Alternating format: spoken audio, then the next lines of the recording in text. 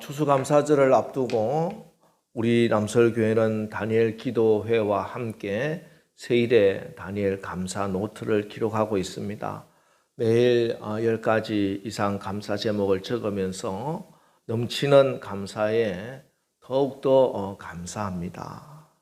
제가 감사 제목을 적어가면서 깨달은 것은 우선 아주 평범하고 또 구체적인 일상의 모든 일이 다 감사할 제목이구나 하는 것입니다. 저희 아버님이 원로 장로님들 모임에서 다음 3가지만 있어도 너무 감사한 일이다, 기적이다, 행복한 줄 알라 이렇게 말씀하셨다고 하는데, 첫 번째는 스스로 밥상에 앉아서 식구들과 식사할 수 있는 것, 자기 두 손으로 밥 먹을 수 있는 것, 이거 감사한다. 두 번째, 화장실 출입을 2발로 스스로 할 수 있는 것.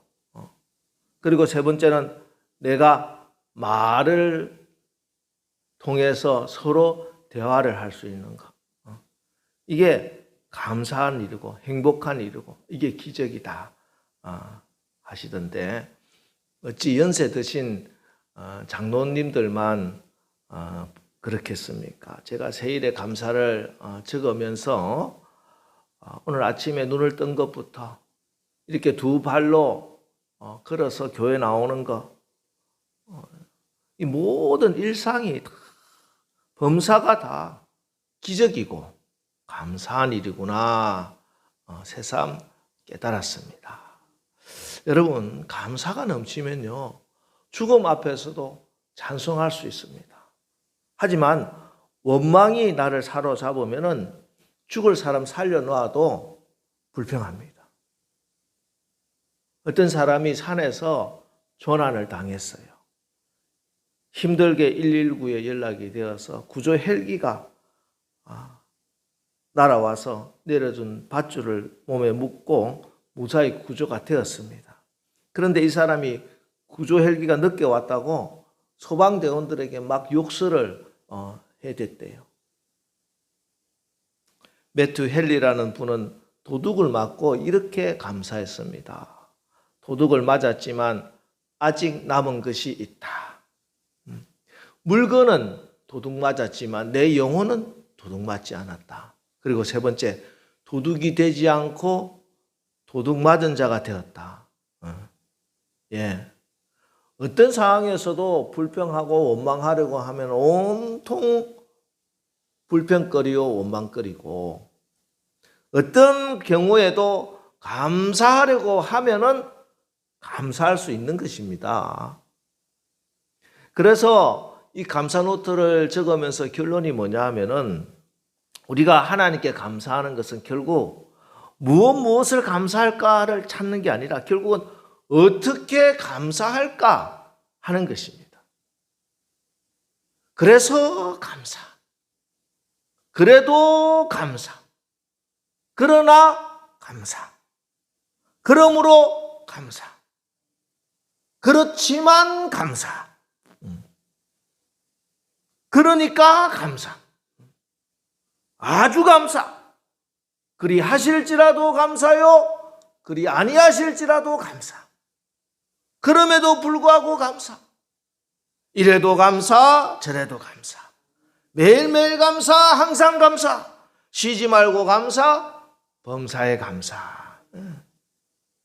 내가 어떻게 감사할까를 생각하면은 모든 것이 다 감사할 수 있는 것입니다.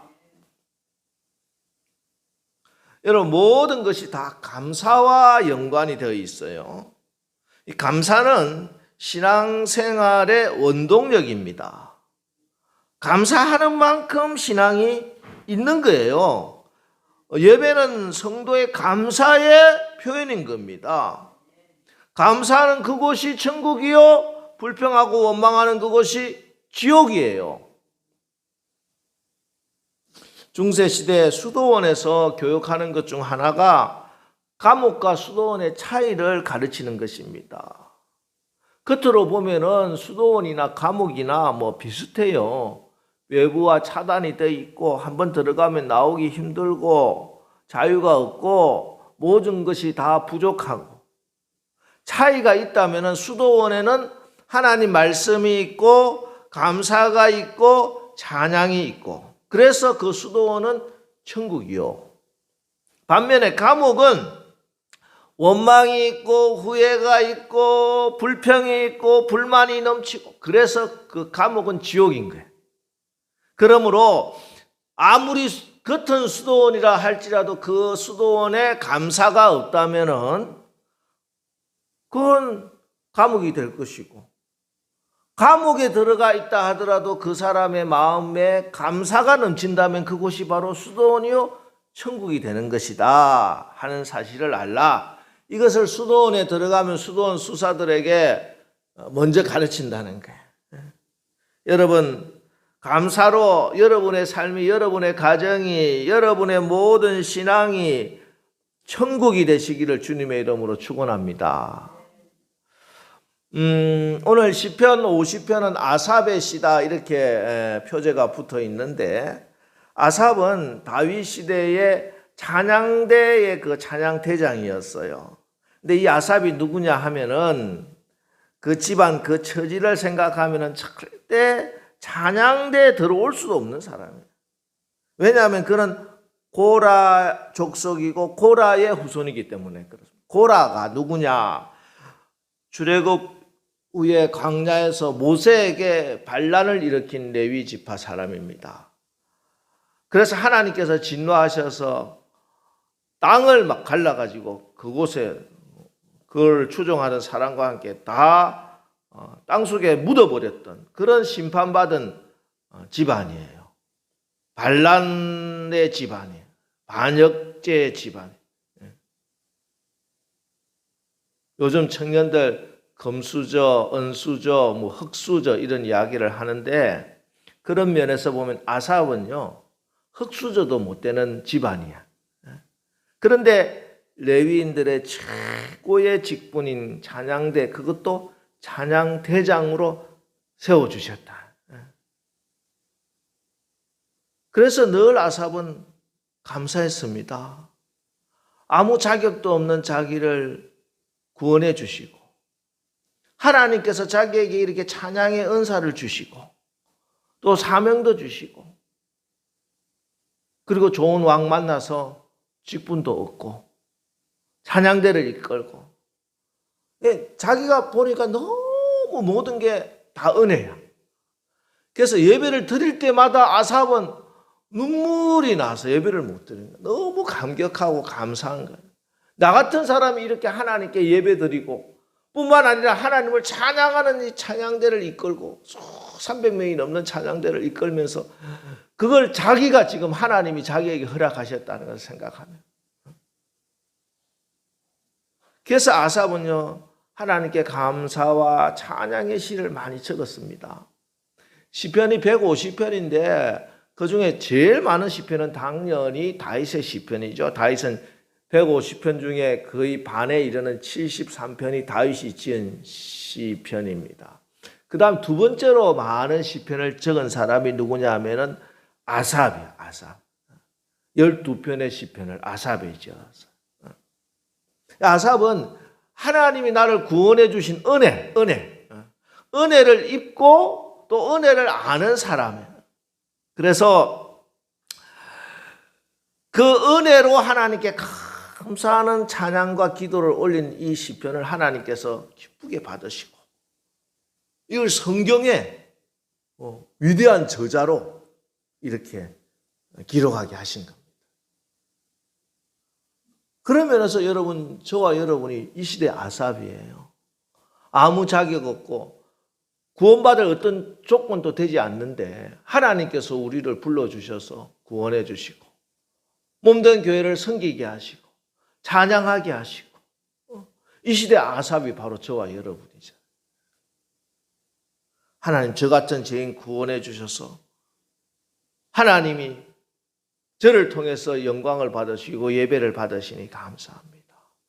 오늘 이 아침 이 아삽의 찬양이, 아삽의 기도가, 아삽의 이 믿음이, 아삽의 이 감사가 저와 여러분의 믿음의 고백이 되기를 주님의 이름으로 축원합니다.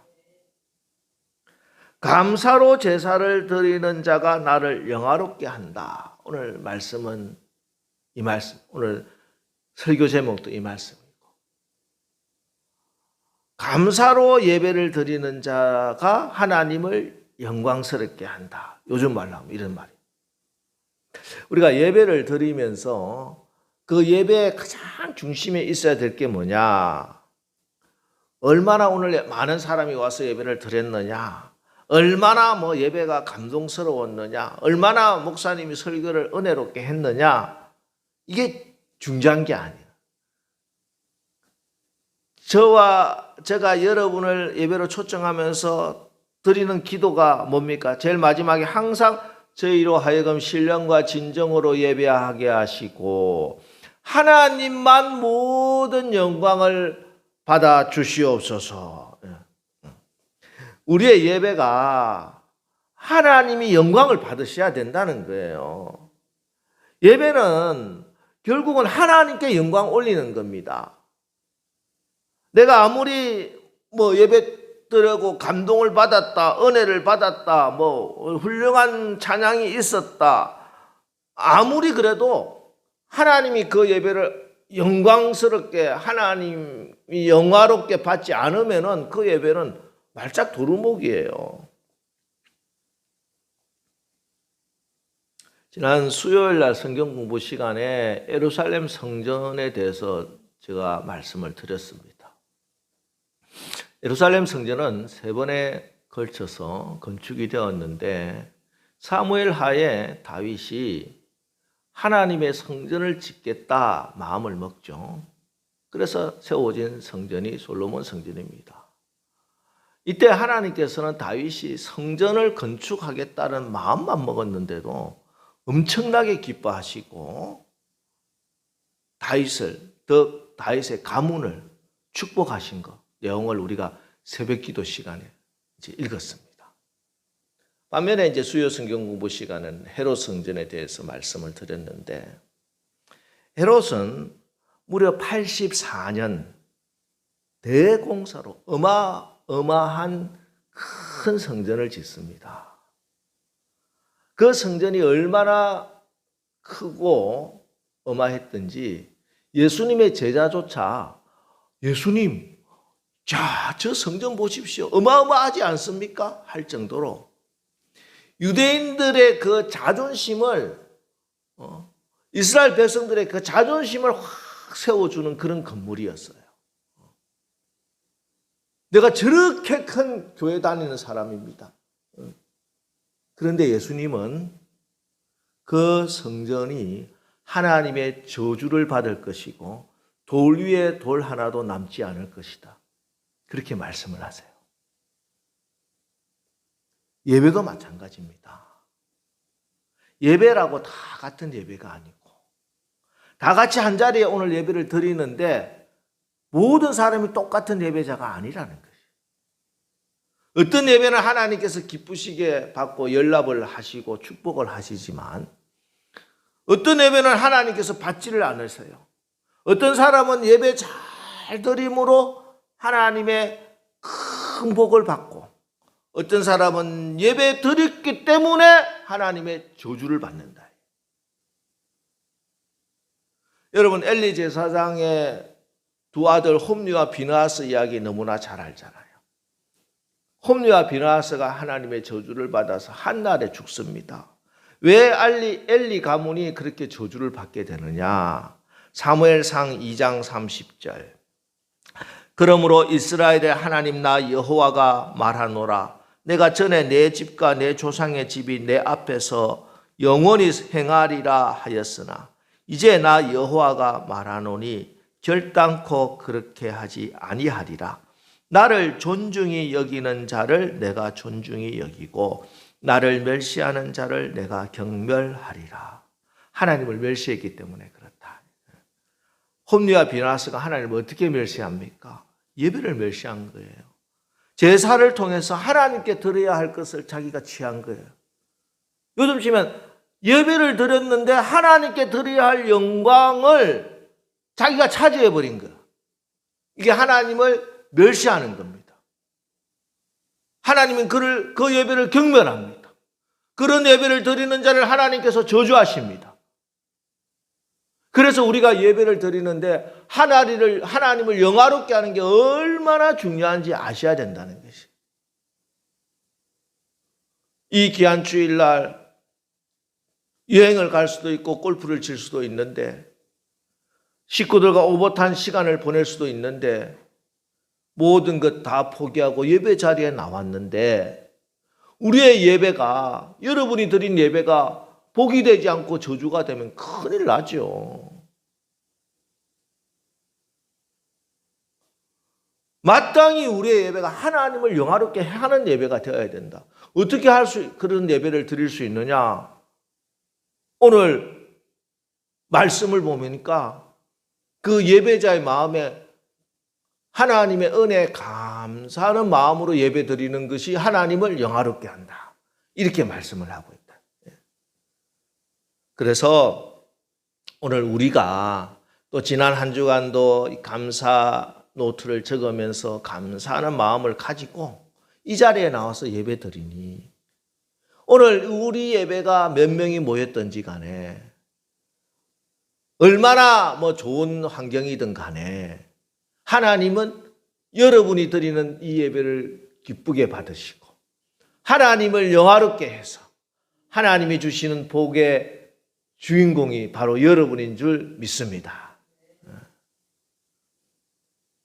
여러분, 세일의 다니엘 감사 노트 다음 주 토요일이면 이제 끝나죠. 이제 벌써 21일 마지막 주간이 되었는데 이거 노트야 이번 감사절까지만 적는다 하더라도 여러분의 마음은 감사가 넘쳐야 돼. 21일을 훈련시킨 거예요. 매일매일 감사하라고 훈련소에 들어간 것은 처음 훈련하는 것과 마찬가지. 군인이 훈련소에서 훈련받고 나서 실전은 어디에? 실전은 각 부대에 가서 또 전쟁이 났을 때 실전을 하듯이 이제 기초훈련 했으니까 이제 날마다 이 감사를 드리고 감사하는 마음으로 하나님께 나오고 감사로 예배를 드려서 여러분 평생의 예배가 모든 예배가 감사로 하나님께 예배하여 하나님을 영화롭게 하는 그런 예배의 주인공들 다 되시기를 주님의 이름으로 축원합니다. 이렇게 감사로 하나님을 영화롭게 하는 예배를 드린 자에게 하나님이 특별한 은혜를 베풀어 주시는데 그것이 바로 환난에서 구원을 해 주시는 은혜예요. 다 같이 14절 15절 말씀 한번 읽습니다. 감사로 하나님께 제사를 드리며 지존하신 이에게 내 서원을 갚으며 환난 날에 나를 부르라. 내가 너를 건지리니 내가 나를 영화롭게 하리로다. 하나님께 감사로 예배하고 하나님께 감사로 서원을 예물을 드리고 하나님께 감사하는 마음으로 기도하면은 하나님께서 영광 받으시고 너의 그 환난에서 하나님께서 건져 주시리라. 이런 역사가 일어난다는 거예요. 또 23절도 한 목소리를 읽습니다. 감사로 제사를 드리는 자가 나를 영화롭게 하나니 그 행위를 옳게 하는 자에게 내가 하나님의 구원을 보이리라. 하나님 앞에 옳은 행위는 윤리적으로 도덕적으로 세상의 기준이 아니에요. 착각하면 안 됩니다. 하나님 앞에 나올 때 그 중심에 감사하는 마음을 가지고 감사를 예배로 드리는 자가 하는 모든 행위가 하나님께서 그 행위가 옳다 이렇게 말씀해 주신다니까요. 내가 지금 옳은 길을 걸어가고 있느냐, 내가 지금 옳은 행위를 하고 있느냐, 어떻게 할 수 있느냐, 내가 그 일을 하면서 하나님께 감사하는 마음으로 일을 하고 있으면 그게 옳은 일이에요. 불평 불만 가운데 그 일을 억지로 하고 있으면 그거는 옳은 일이 아니에요. 똑같은 행위라도 하나님은 그 마음의 중심을 보시고 이게 옳다, 이거는 그러다 하나님께서 판단하시는데 그 모든 행위가 하나님께 감사하고 은혜 가운데 기쁨 충만하여 하나님께 하면은 그건 옳은 행위고 복 받는 행위요. 그러지 못하면 하나님께서 옳다고 인정 못하시고 하나님이 복을 주시려고 해도 주시지 못하는 거예요. 그래서 감사하는 그곳에 하나님의 구원의 역사가 날마다 일어납니다. 어렵고 힘들고 환난 가운데 죽음 가운데 빠졌을 때 감사로 그 수렁에서 건짐을 받는 거예요. 지금 다니엘 기도에 여러분 쭉 보면서 감사라고 하는 그런 딱 키포인트로 간증을 들어보십시오. 지금까지 모든 간증자의 모든 역사 속에 감사가 있더라는 거예요. 감사로 하나님께 나가서 하나님이 구원해 주시는 역사를 간증하고 있는 거예요. 파산 직전에 크라이슬러 자동차 회사를 회생시킴으로 미국 산업계의 전설적인 인물로 등장한 사람이 리 아야코카입니다. 이 회장은 1946년에 프린스턴 대학교 공대 공학대학교 석사학위를 받고 포드에 들어가서 32년 동안 회사를 거의 세우는 창립자나 마찬가지 헨리 포드와 함께 그래서 1970년에 사장이 됩니다. 그런데 헨리 포드하고 이 불화가 일어나요. 8년 후에 78년에 이유 없는 해고를 당합니다. 이 회사를 세우는데 가장 공헌한 사람이에요. 그런데 해고당한 아야코카 분노에 사로잡히죠. 당연히. 자서전에 이렇게 적고 있습니다. 나를 더욱 분하게 만든 것은 해임 통고 이후 포드사가 나에게 제공한 사무실이었다. 본사에서 수마일 떨어진 창고 건물의 한 귀퉁이에 책상 하나와 전화 한 대가 놓여 있는 초라한 곳인데 처음 옮긴 날은 공교롭게도 나의 54회 생일이었다. 나는 너무나 억울하고 분해 헨리를 죽여버리고 싶을 정도로 큰 충격을 받았다. 그러나 또 다른 마음 한 구석에 하나님이 나에게 더 좋은 것 주시기 위한 기회다. 오히려 감사하라 하는 믿음의 생각이 들어왔다. 그래서 그는 분노와 원망과 복수가 아닌 감사를 선택합니다. 그리고 4개월 후에 35억 달러 적자, 누적된 재고, 일할 의욕을 잃은 직원, 외면하는 소비자로 인해 어려움을 겪고 있던 크라이슬러의 사장으로 취임을 하고 구조조정을 감행하고 자신 연봉을 1만 달러만 받겠다고 선언하고 회사를 살리기 시작합니다. 그리고 5년 만에 해고된 직원들 다시 다 복직시키고 삭감했던 근로자 임금 다 올려주고 정부 대출금 다 갚아버렸어. 재기에 성공한 것이죠. 그리고 자서전에 그는 내가 원망과 복수 대신 믿음과 감사를 택했더니 하나님이 나를 구원해 주셨다. 이렇게 고백을 하고 있습니다. 그렇습니다. 우리가 지난주 다니엘서 6장에서 읽은 다니엘의 입을 봉해버리는 그 감사의 능력은 지금도 오늘도 변함이 없는 줄 믿으시기 바랍니다. 우리가 어떤 때는 살다 보면 내가 생각하지 못한 일들을 만날 때가 있어요. 내가 원하지도 않았는데 나 때문에도 아닌데 내가 잘못한 것도 아닌데 하필 그 사람 때문에 하필 그 일 때문에 내가 가지 말아야 할 길도 가고 하지 말아야 될 고생도 하게 되고 듣지 않을 소리도 듣게 되고 안 해도 될 걱정도 하게 되고 수고도 하고 내가 원한 것도 내가 잘못한 것도 아닌데 그 길로 걸어가게 되었다면은 원망하고 불평하지 마시고 감사하며 걸어가십시오. 그 길을 걷다 보면은 하나님의 은혜가, 준비된 은혜가, 구원의 역사가 있습니다. 성령의 바람이 있고 축복의 날개도 있고 성령의 능력의 날개도 경험하게 될 것입니다. 여러분, 지금 상황이 어떻습니까? 경제적인 문제 때문에 혹 또 사람들 간의 문제 때문에 지금 몹시 지치고 힘드십니까? 여러분, 어렵고 힘들기 때문에 바로 지금이 하나님의 구원이 절실히 필요한 때이기 때문에 그 때문에 하나님께 더욱더 감사하고 더욱더 찬양해야 할 줄 믿습니다. 23절 말씀 다시 한 번 더 읽겠습니다. 감사로 제사를 드리는 자가 나를 영화롭게 하나니 그의 행위를 옳게 하는 자에게 내가 하나님의 구원을 보이리라. 여러분, 강하고 담대하십시오. 어려움을 당해서 원망하는 마음이 생길 때, 힘들면 힘들수록 더욱더 십자가를 바라보고 주님의 은혜를 회복하고 감사로 예배하십시오.